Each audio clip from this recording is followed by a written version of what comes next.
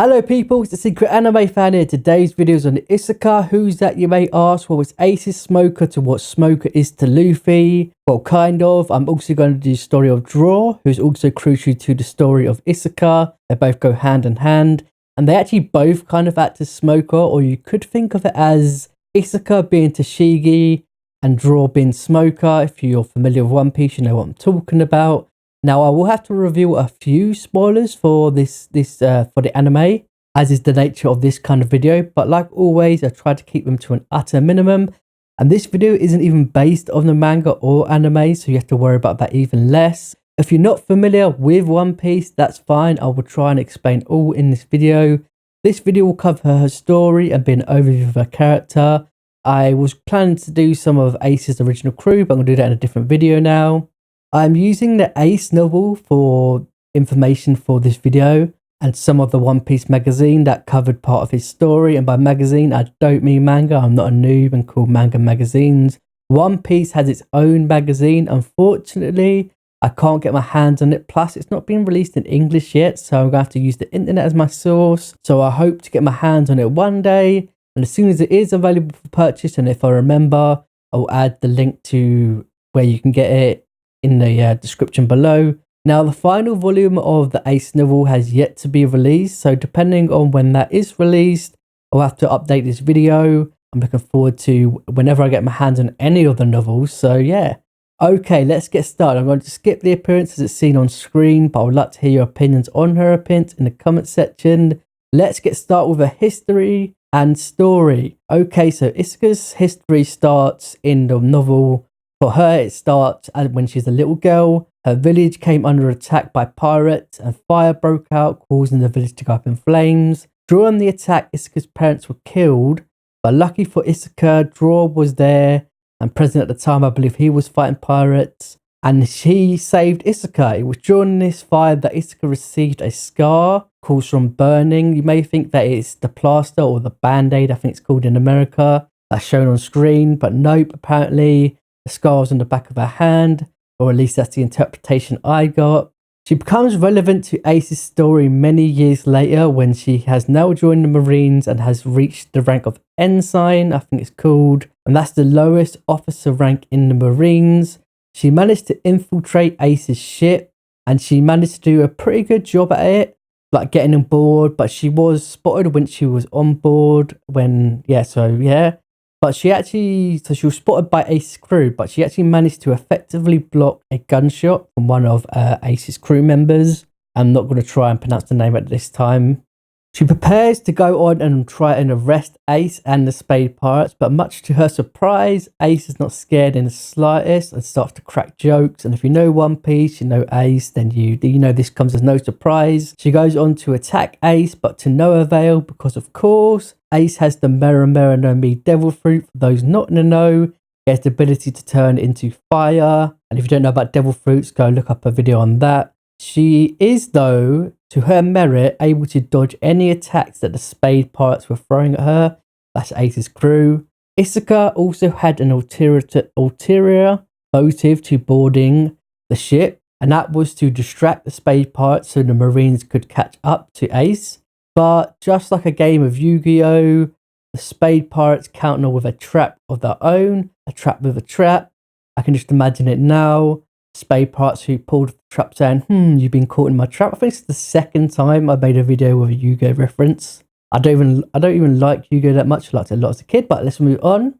So yeah, JUTSU was the specific Spade Pirates name member who set this trap, I believe. And the whole thing went according to his plan. And the Marine battleships were led into the rocky reefs.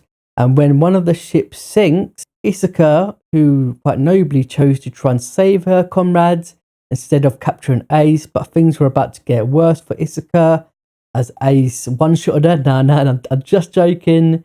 She grew tired from swimming so much and the large waves of the sea were causing her trouble. She was sooner or later going to drown. Luckily for her, Ace is a nice guy and threw her a life preserver, I think they're called, just like, I can't think of it at the moment.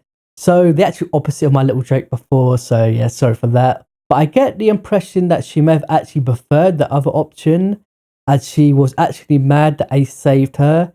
And from that day on, she chose to chase down Ace wherever possible, just like Smoker does with Luffy in the anime. But unlike Smoker, Isuka is never really a threat to Ace. She's more like a bug that keeps coming back to bite you. The next part of her story begins in Sabaody, which, by the way, is one of my favourite arcs in One Piece. She is seen appearing in Sabaody, but I think, as I said before, she had been chasing the Spade Pirates all around the Grand Line, so this isn't the first time they're seeing each other since the time that Ace saved her. But what a time to pick to bump into each other, as many of you know, and Sabaody is where you get your ship coated so you can enter the new world.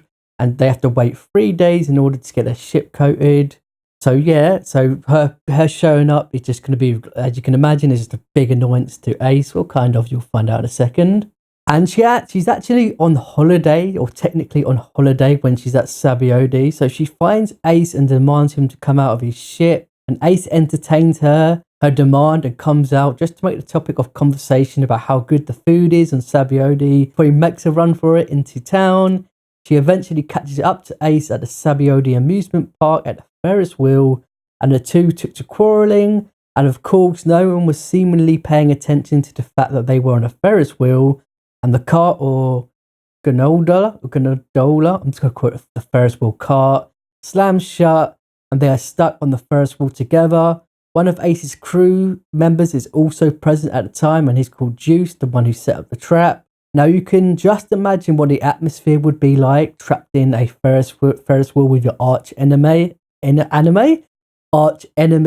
Although, as I think I said, that's more of a one-way street, as Ace just sees Isuka as more of an annoyance or a nuisance than an enemy, but still could only be awkward but funny at the same time. Just imagine Luffy and Smoker trapped in a small confined space together. Actually, scrap the idea. We basically saw that in Alabasta, didn't we? When they were, I don't want to reveal any spoilers for that. And for some reason, the fact that all three could probably just break out of the cot at any time, they actually spark up a conversation instead. The conversation leads to how Isuka got her burn scar on her hand, which is a story I mentioned before at the start of the video, so no need to repeat it. But there is one factor mentioned in this conversation that she wants no troll to go what she went through. Now, she actually tries to convert Ace to a Marine, much like Garp, but her words are basically ignored. Just like Garp, Ace is like, nope, not interested, see ya. And he actually does break out of the cart, so if you're wondering why he didn't, well, now you know. Now you can be happy that you know that he actually did. And hopefully he broke out in dramatic fashion with a fire fist or something like that. That would be cool. Now it's just Isuka and JUTSU left in the cart, which must have been super awkward. Isuka chooses to not take JUTSU captive, stating that justice does not take hostages, indicating what kind of justice she follows. More on that in a bit, I suppose. 3 days pass, and sorry if my audio sounds a bit different, I have to readjust my mic. But yeah, 3 days pass, and yet again they bump into each other. This time Draw is present, so now we have Ace, JUTSU, Isuka and Draw all together. Now, this is more Draw's part of the story, but there is a big revelation for Isuka's story, so bear with me. Now, you would probably expect fireworks straight off the bat when these four meet. Well, actually, Isuka and Draw come in peace. Isuka presents Ace with a letter from the 5 elders, and if you're up to date with the manga and anime in recent times, you know all about the recent hype involving the 5 elders. Anyway, as to be expected, Ace declines the offer, saying he doesn't like the whole seven warlord system, and Vice Admiral Draw agrees with that sentiment. And what happens when Marines and pirates have nothing left to talk about? They fight, of course. Now, Isuka doesn't do much in this part of the story. It's mainly just an Ace versus Draw fight, and boy does it sound like a good fight. Draw whips out some flamethrowers under his arms, so yes, this is a fire versus fire fight, and they follow to light up the place. Literally, the slum around them is set alight, but Ace, being the nice guy he is not happy with this and decides to stop the fight to save the children and the other people in the slums. But Draw's having none of it. Makes you wonder who is really the bad guy in this situation, the pirates or the Marine. Of course, it's the Marine. So who keeps Draw busy whilst Ace is saving the slum village people?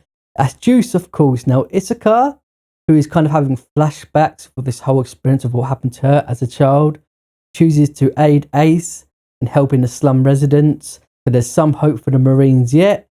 Now, for some reason, it states Ace had trouble saving the children because the fire is too strong, which makes you kind of wonder how a man made of fire has trouble with fire, but luckily Isuka was there to help him nevertheless. In the meantime, JUTSU, who might be the best part of this story, manages to remove Draw's fuel tank, and then Ace punches Draw in the face. But as some of you may know, there's a little trick called Haki to deal with those pesky Logia devil fruit users. Logia is a type of category in the devil fruit.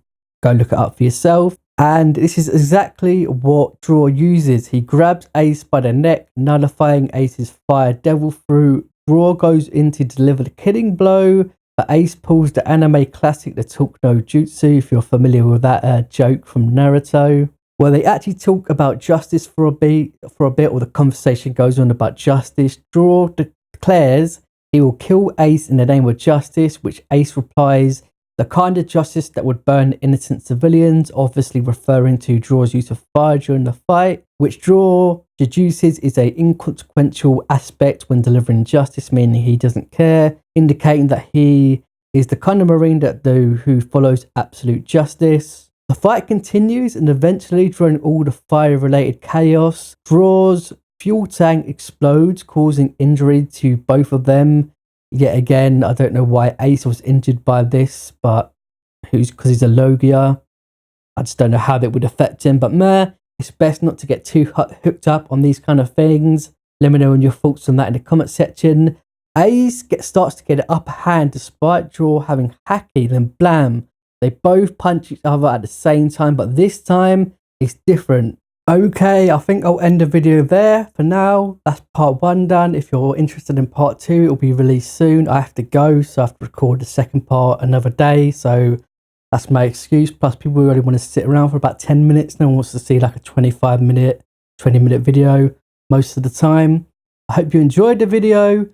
In part 2, I will continue and finish the story, and I will cover their abilities and powers of Draw and Isuka, and also cover their personalities.